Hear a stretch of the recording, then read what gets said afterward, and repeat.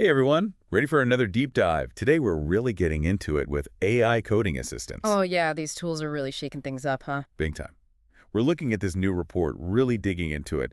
It's from two huge names in cybersecurity, Germany's BSI and France's ANSSI. And they really went deep on this one. No kidding, they covered it all, the amazing potential, the serious risks, everything. We're talking opportunities, AD challenges. Our goal today is to cut through all the hype, give you what you need to know to navigate this whole AI coding world. It's changing so fast.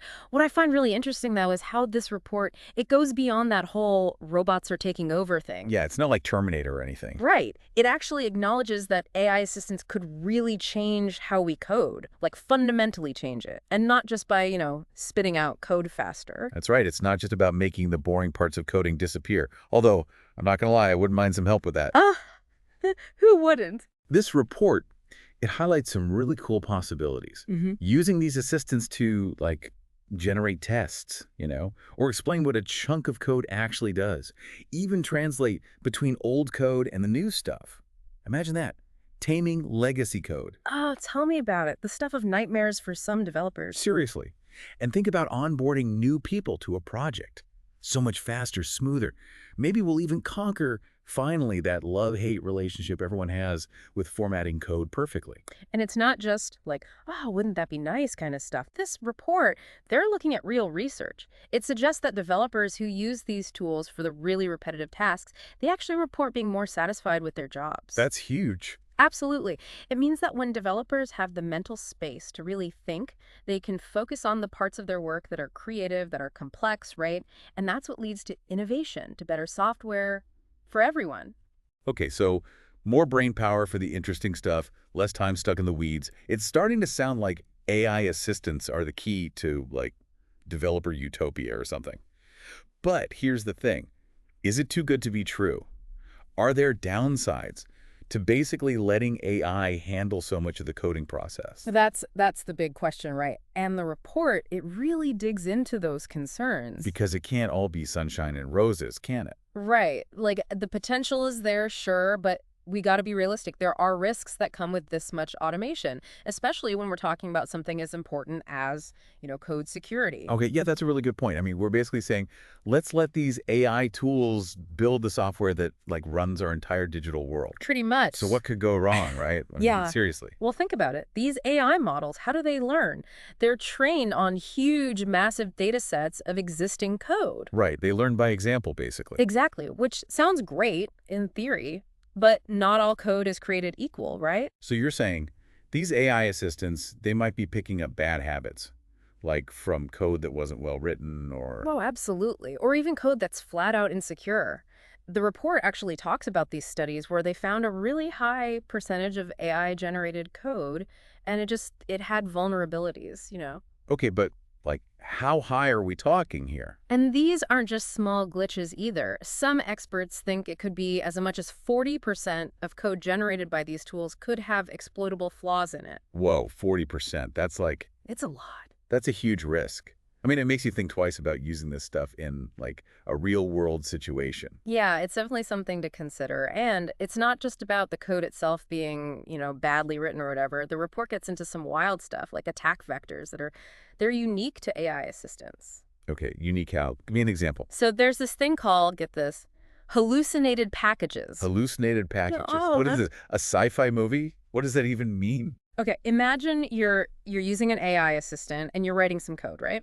And it suggests, hey, use this software library. Sounds legit, the name makes sense, maybe it even looks like other libraries you've used. But here's the thing, it doesn't actually exist. So the AI is just making stuff up. How's that even possible? These models, they're trained on so much data, right? Sometimes they can generate these outputs that seem plausible on the surface, but they're totally nonsensical. Like this fake library, it's a hallucination. Okay, so the AI recommends something that doesn't exist. Big deal, just don't use it. Well, yeah, you'd think so. But that's where it gets really dangerous. Okay, I'm listening. How does a fake library, even if it sounds convincing, how does that create a problem? Because now let's say there's an attacker out there and they know about this vulnerability, so they create a malicious package, right? And they give it the exact same name as the one the AI hallucinated. Oh, sneaky. Right. So now a developer, maybe they're even relying on this AI assistant.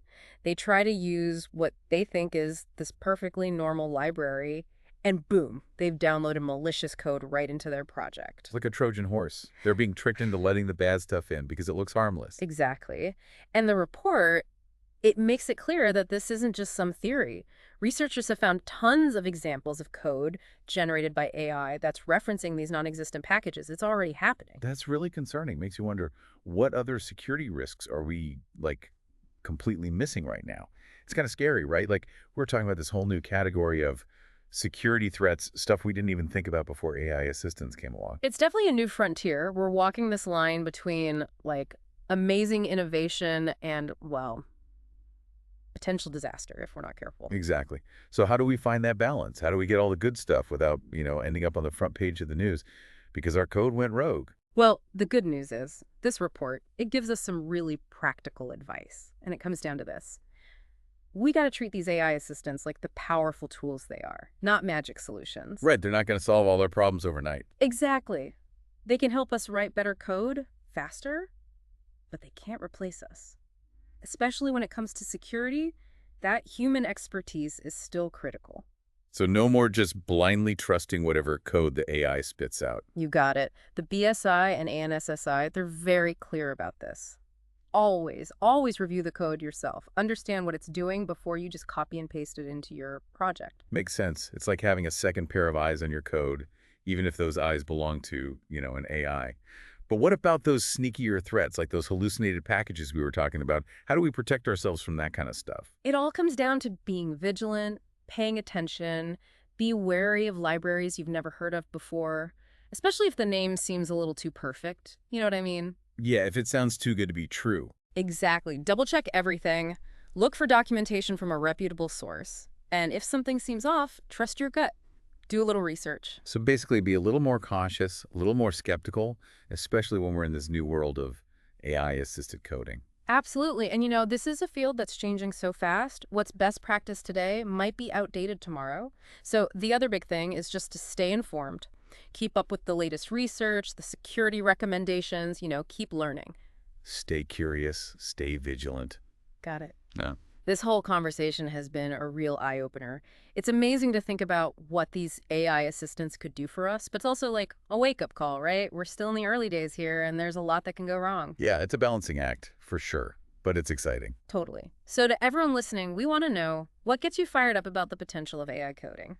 And what are you doing to make sure you're using these tools safely and ethically? That's something to think about.